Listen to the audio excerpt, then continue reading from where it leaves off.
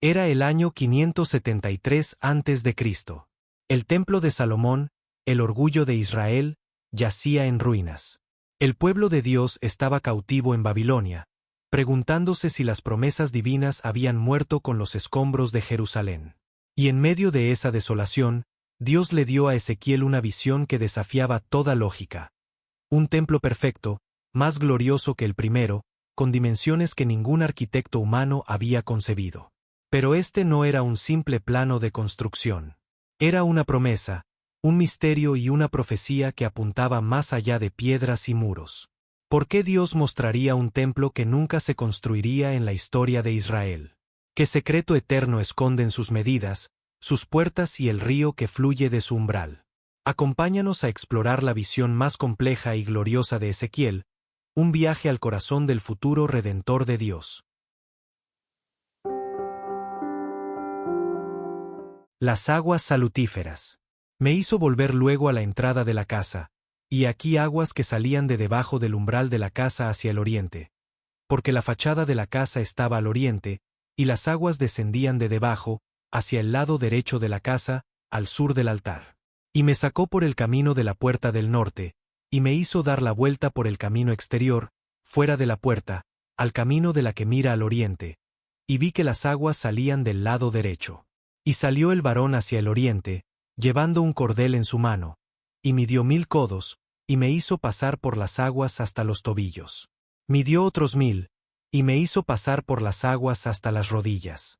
Midió luego otros 1000, y me hizo pasar por las aguas hasta los lomos. Midió otros 1000, y era ya un río que yo no podía pasar, porque las aguas habían crecido de manera que el río no se podía pasar sino a nado. Y me dijo: ¿Has visto, hijo de hombre? Después me llevó, y me hizo volver por la ribera del río. Y volviendo yo, vi que en la ribera del río había muchísimos árboles a uno y otro lado. Y me dijo: Estas aguas salen a la región del oriente, y descenderán al Arabá, y entrarán en el mar. Y entradas en el mar, recibirán sanidad las aguas. Y toda alma viviente que nadare por donde quiera que entrar en estos dos ríos, vivirá. Y habrá muchísimos peces por haber entrado allá estas aguas, y recibirán sanidad, y vivirá todo lo que entrare en este río. Y junto a él estarán los pescadores, y desde Engadi hasta Eneglaim será su tendedero de redes, y por sus especies serán los peces tan numerosos como los peces del mar grande. Sus pantanos y sus lagunas no se sanearán, quedarán para salinas. Y junto al río, en la ribera, a uno y otro lado, crecerá toda clase de árboles frutales. Sus hojas nunca caerán, ni faltará su fruto. A su tiempo madurará, porque sus aguas salen del santuario, y su fruto será para comer, y su hoja para medicina. En medio del exilio babilónico, cuando todo parecía perdido, cuando el templo de Jerusalén yacía en ruinas y la esperanza de Israel se desvanecía como el humo de los escombros, Dios le concede a Ezequiel una visión que trasciende el tiempo y el espacio. El profeta es transportado a un monte altísimo, donde un mensajero celestial con vara de medir le muestra con precisión milimétrica un templo glorioso, tan detallado en sus dimensiones como majestuoso en su diseño. Esta no era una mera arquitectura celestial. Era una declaración profética de que el Dios que había permitido el juicio también estaba preparando la restauración. La visión del templo de Ezequiel nos confronta con la santidad absoluta de Dios manifestada en cada medida, cada puerta, cada codo de separación. Los muros, las puertas, los atrios, todo estaba diseñado con precisión matemática porque el Dios del orden no se revela en el caos, sino en la armonía perfecta de su creación. Los querubines tallados, las palmeras esculpidas, los leones guardianes, cada detalle arquitectónico proclamaba verdades teológicas, que la presencia divina requiere separación de lo profano, que el acceso a Dios no es cuestión de casualidad sino de propósito, que la santidad no es negociable en la economía del reino. Pero lo más asombroso de esta visión no era el templo en sí, sino lo que ocurría en su interior. Desde el umbral del santuario, Ezequiel vio brotar un pequeño chorro de agua que, milagrosamente, se convertía en un torrente caudaloso a medida que fluía hacia el oriente. Este río no solo crecía sin recibir afluentes, transformaba todo lo que tocaba.